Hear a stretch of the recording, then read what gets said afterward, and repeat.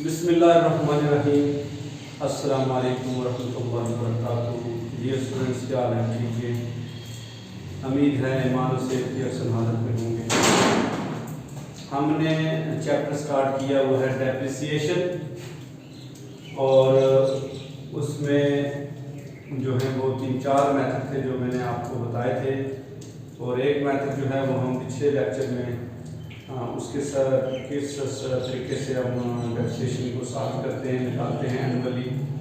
तो वो मैंने आपको बताया था स्ट्रेट लाइन मेथड या फिक्स इंस्टॉलमेंट मेथड।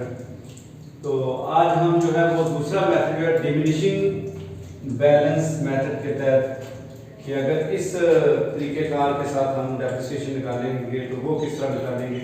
ठीक है, पिछले में आपने स्ट्रेट लाइन मेथड के तहत डेप्रिसिएशन निकाली थी, तो वो ये था कि जितने साल के लिए आप करते हैं वो एक ही बार फिक्स कर लेते हैं सारे का, तो वो फिर वही हर बार जो है अगले साल में हम डेप्रिसिएशन लेके जाते हैं, वो फिक्स होती है। अगर 2000 पहले साल में है तो वही लेकर हम दूसरे साल में जाते हैं। ठीक है, तो आज हम क्या जो है वो डिमिनिशिंग बैलेंस मेथड के तहत डेप्रिसिएशन करेंगे। डिमिनिशिंग बैलेंस मेथड का दूसरा नाम क्या है? Written down value method. Written down value method, और क्या इसको कहते हैं? तीसरा इसका नाम है रिड्यूसिंग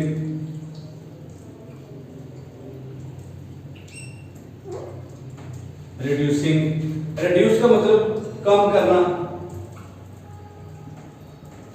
और डिमिनिशिंग का भी यही है। रिटन डाउन वैल्यू, डाउन का मतलब भी कम करना होता है। ठीक है, और ये जो है इसके नाम है diminishing balance method, written down value, reducing, decline method भी इसको कह सकते हैं, उसका मतलब भी यही होता है। तो इसके तहत जो है वो हम डेप्रिसिएशन जो है वो निकालेंगे कि कैसे उसको एनुअली बेस पे हम करते हैं। जो भी कंपनीज होती है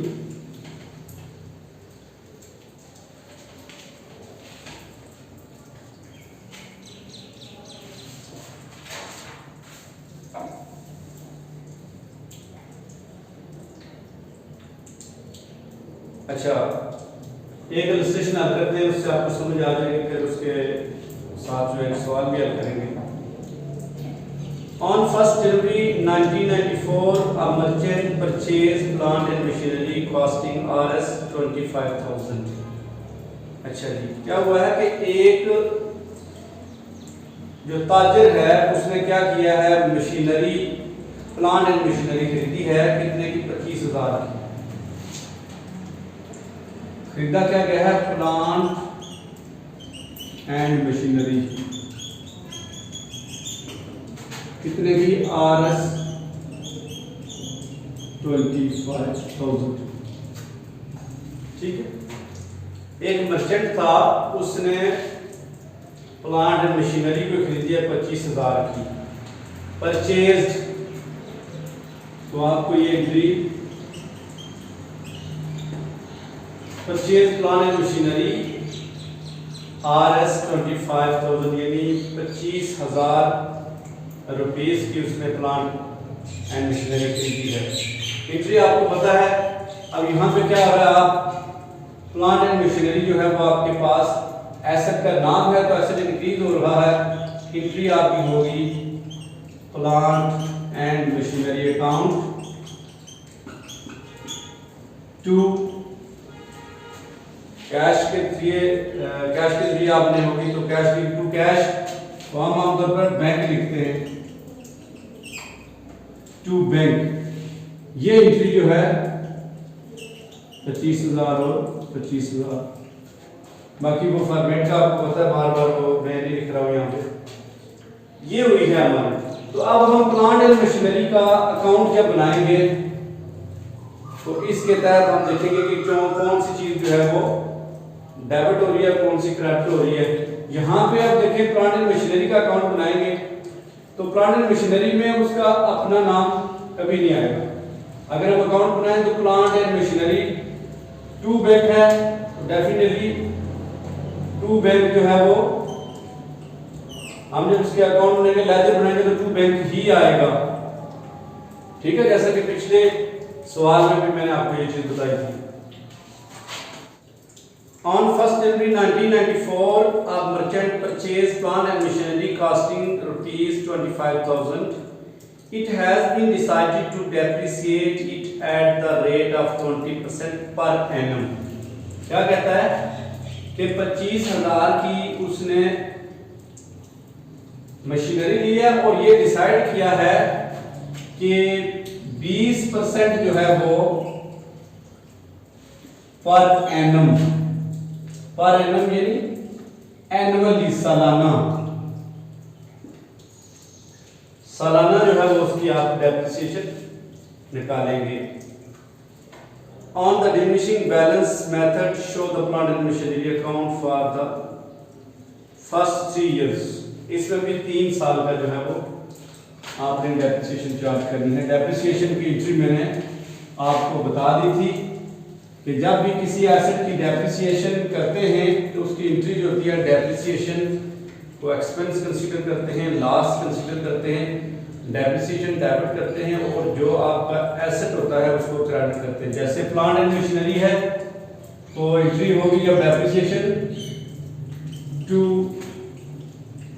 प्लांट एंड मशीनरी, यानी ये एंट्री होगी। जो भी डेप्रिसिएशन बनेगी, फर्ज किया 200 बनती है, जो भी बनती है, एक समझाने के लिए।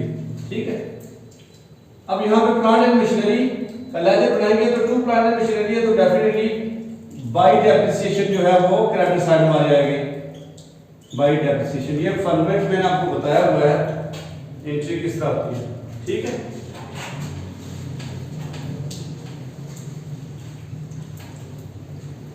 जी, तो प्लांट एंड मशीनरी का अकाउंट बनाएंगे। प्लांट एंड मशीनरी, उसी तरह अकाउंट बनेगा।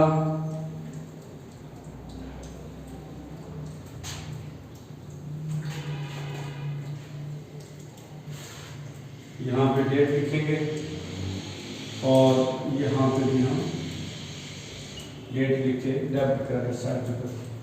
ठीक है, क्या कहता है ये 1 जनवरी 1994, 1 जनवरी 1994 को क्या किया इसने, मर्चेंट ने मशीनरी खरीदी है तो एंट्री क्या हुई थी, plant and machinery to bank account. तो प्लांट एंड मशीनरी का अकाउंट बना है, टू बैंक किस तरफ लिखेंगे, टू बैंक अकाउंट 25,000। इधर भी यही डेट लिखेंगे 1 जनवरी, फिर हम उसकी डेप्रिसिएशन करेंगे।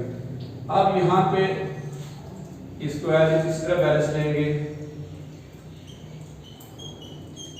इस पे हम डेप्रिसिएशन निकालेंगे। कितनी की थी उसने, 20% पर एनम।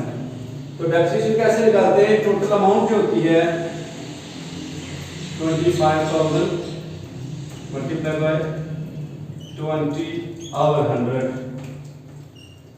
ठीक है, कैलकुलेटर पे आप जो है वो मल्टीप्लाई करके 0.02 इस तरह से भी आप कर सकते हैं 20%। तो इस तरह से ये कट जाएगा, ये कट जाएगा, इनको जरूरत दें तो ये आ जाती है 5,000।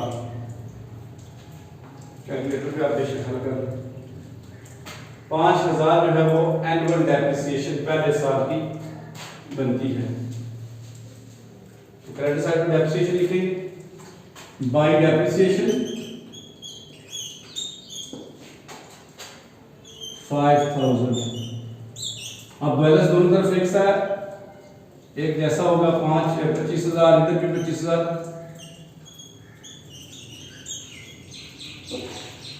बैलेंस कितना इससे बचा,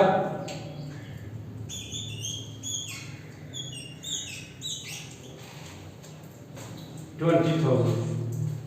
ठीक है जी, पहले साल की जो है वो डेप्रिसिएशन हमारी निकली है 5,000 और बैलेंस जो हमारे पास बचा है बाय बैलेंस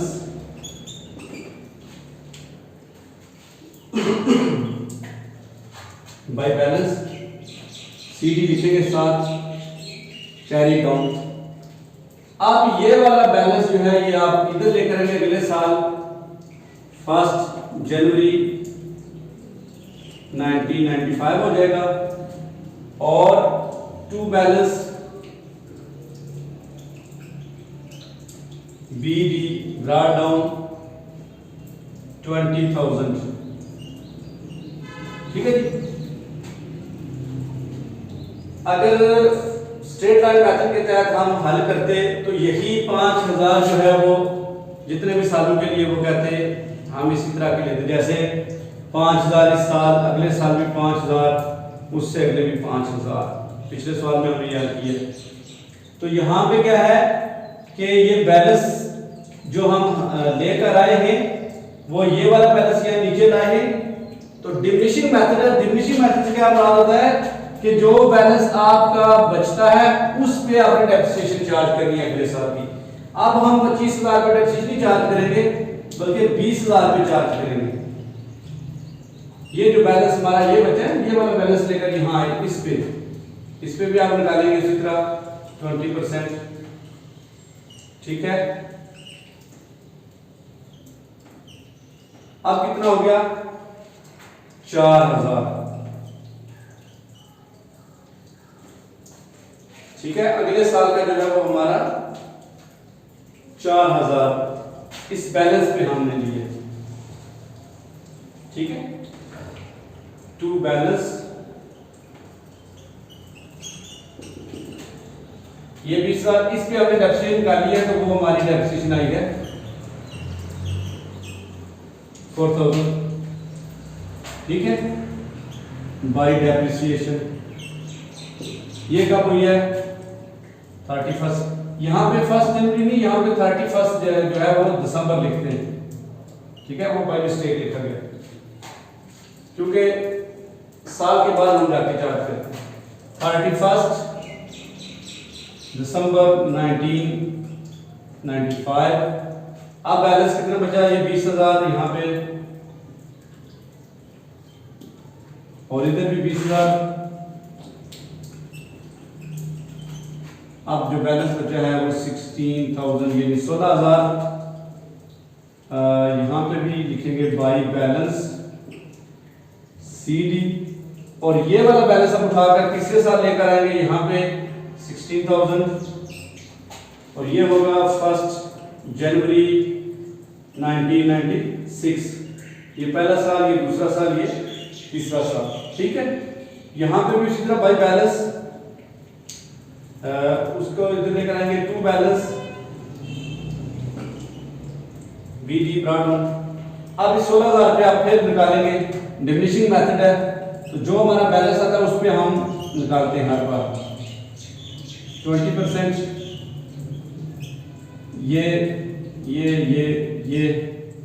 तो ये कितना हो गया 3,200। ठीक है। कैलकुलेट कर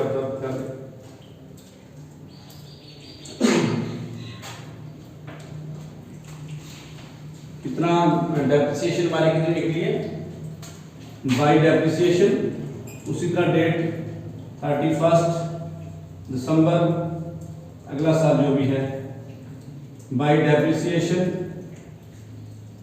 3,200 और ये वाला जो टोटल बैलेंस है ये एज इट इज इस तरह आएगा